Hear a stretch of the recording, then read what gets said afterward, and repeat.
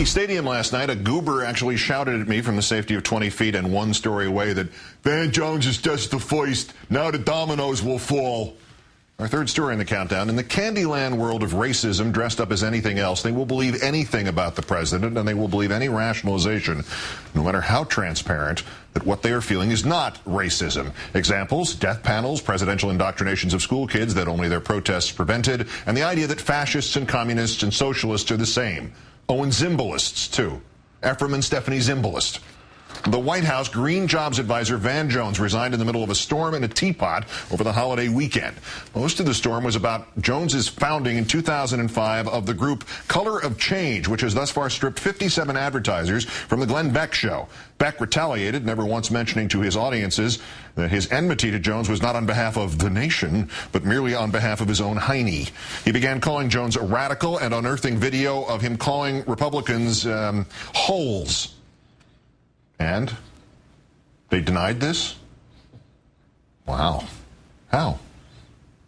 Next up, Beck has tweeted to his zombies, quote, "Watchdogs, find everything you can on Cass Sunstein, Mark Lloyd, and Carol Browner. Do not link before burning to disk."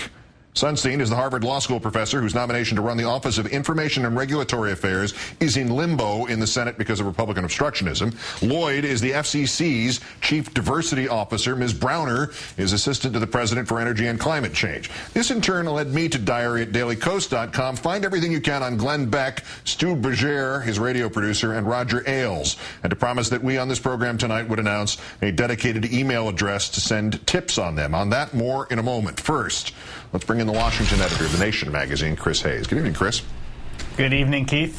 A former chair of the Ella Baker Center for Human Rights, John Anner, who's a friend of Mr. Jones, has said what many are thinking here, to quote it. "It struck me, why go after this guy? He is a minor player. He has no power, no budget. Why take him? It's because he looks like Obama, and he has all those same attributes of being well-educated, and he's an electrifying speaker with an elite education."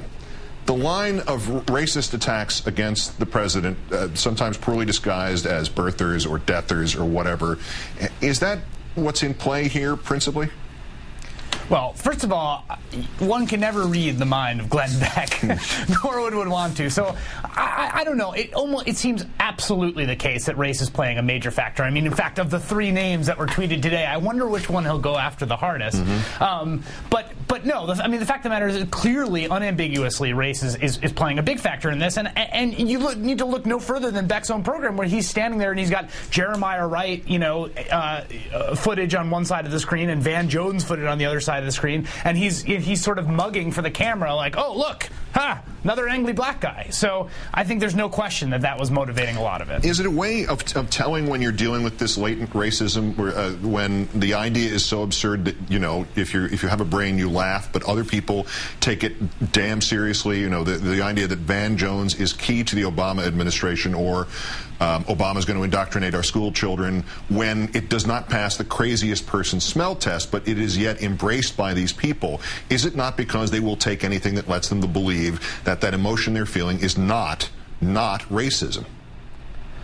I don't know. I mean, I think the psychology of all of it is super complicated. I think people have all sorts of animus towards the president. A lot of it has to do with race. A lot of it has to do with his politics, his name. I mean, people have been led to believe all sorts of insane things about him from the beginning. I mean, from the very beginning that he emerged on the national scene, people have been fed this steady diet of crazy misinformation about him. And what the source of this animus is, this misinformation, this kind of bizarre mythology that's grown up around Barack Obama, I can't tell, but I do know the fact that at the end of the day, Glenn Beck's viewers, very few people know what the Council on Environmental Quality is, right? Yeah. People haven't heard of Van Jones. They're just hearing this kind of scary person conjured out of the ether, and it plays a role in this mythology that doesn't have any kind of real tethering to reality. Yeah, he's a czar. He's one of the Romanovs. He's the rightful czar of all the Russias. Beck said today on the radio, this game is for keeps, and he asked his audience to pray for his safety. And he's got Sean Hannity and Boss Limbaugh right there with him. But do they mark up another win here unless the White House stands up to it next time, whoever it is, whether it's Carol Browner or somebody else? Well, I I don't want to help him self-aggrandize too much. I mean, we're talking about a mid-level staffer in the Council on Environmental Quality. But I think one lesson from the Clinton administration is that you cannot appease the gods of reaction with human sacrifice. I mean, they only grow angrier and hungrier. And at the end, Bill Clinton himself found himself on the altar, being shipped up the side of the volcano. And I think that's a really useful lesson, that this won't go away unless they're stood up to. Absolutely. So does this close now? No defense of this man, and the noises from the Beck jungle are victorious. And look, we got the biggest one of the bunch instead of a small fry. I don't know. I mean, we'll see where this goes. They're going to go after Cass Sunstein, and to me, that just shows how untethered from reality their worldview is. Cass Sunstein, is the opposite in politics in almost every way from Van Jones. This is a guy who is, the heart of the American intellectual establishment. This is a guy whose politics, who's reached out to conservatives his whole life. So if they're successful with that, then there's no boundary to it. Something just popped into my head. We'll have to look into it when there's more time. But I'm just thinking of all the stories I was told about it, the crazy stories about FDR.